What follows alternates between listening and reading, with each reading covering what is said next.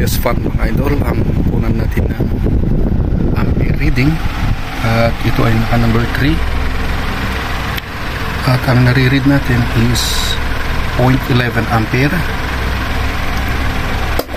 Number 2, ang number 2 natin is 0.10 ampere. Number 1 is 0.08 ampere. Tara, kumpitin natin. Meron tayong number 1 speed na ito, yung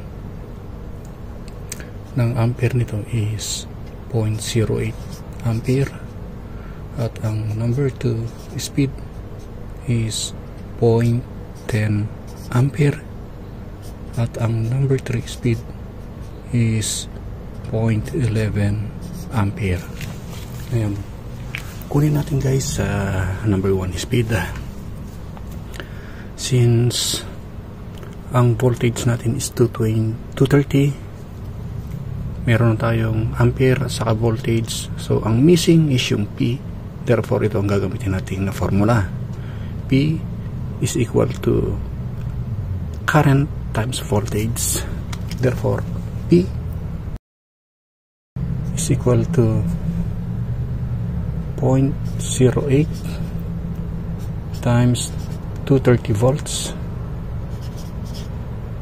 is equal to P 18.4. So meron na tayong wattage mga idol. So ito yung wattage natin, at lalagyan naman natin ng value ito. Ito yung magiging formula natin.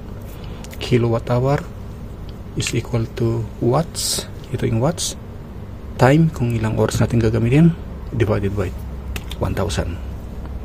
Therefore kilowatt hour is equal to 18.4 watts times, assuming na 8 hours natin ginagamit ang ating electric fan, so ilalagay natin dito 8 hours. I-divide lang natin to sa 1000 para maging kilowatt hour, and then ang result nito is 0.14. So actually meron pa itong 72, so wag nating ilagay, pampagulo lang. So meron tayong 0.14 kilowatt hour. Ngayon, assuming na yung rate natin sa per kilowatt sa lugar nyo, kung Meralco kayo, 10 pesos kunin nyo sa 10 pesos. Sa amin kasi is nagre-range ng 12 pesos. So kukunin ko sa 12 pesos. Meron tayong kilowatt, 0.14. Ita-times ko lang ito sa 12 pesos. At ang result nito is 1.76 pesos. So 1 peso and 76 centavo. Ito ang magiging per day natin sa 8 hours na gamit natin. So pwede natin gawin ito per day. Yan. Ngayon, kung gusto natin kunin yung 30 days nito, kunin lang natin to 1.76 times 30 days is equal to 52.99.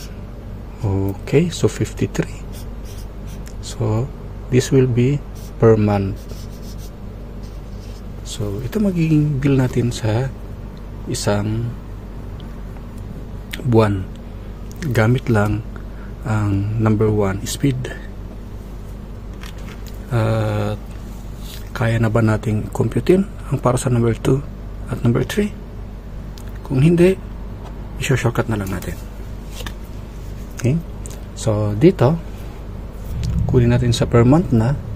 Ang per month daw niyan is 52 pesos ha. 52 pesos. Samantala sa number 2 speed, ito ay magiging 66 pesos. At ang number 3 speed is 72 pesos.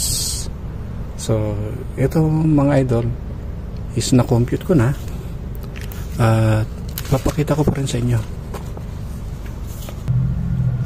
So ayan siya, sa per day niya 1 peso, 2 pesos, 2.42. Nung kinompute natin, ito siya. Okay, ipopost na lang natin para hindi humaba yung ating video.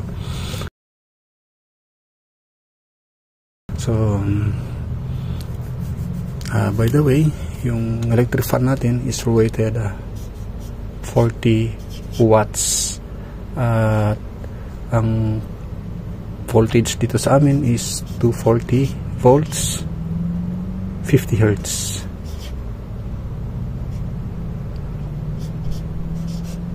Ayan, 50 hertz. Nung kinunan natin, ang pinakamataas na nakuha nating ampere is 25 watts lamang.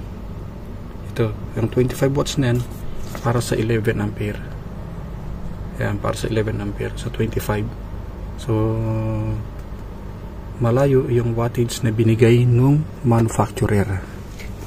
At papakita ko pa rin sa inyo. Ito, nasa bottom nya. Ayan, so nagsinungaling yung na-sales stock tayo ng salesman. Ayan, power 40 watts, 40 watt, 12 inch table fan. Kung bago ka sa aking channel, pakisupport po ko guys sa pamamagitan ng pag-subscribe at pag-click na rin ang notification bell para updated ka just in case na meron tayong bagong upload na video. Maraming salamat sa panonood. Until next time, God bless.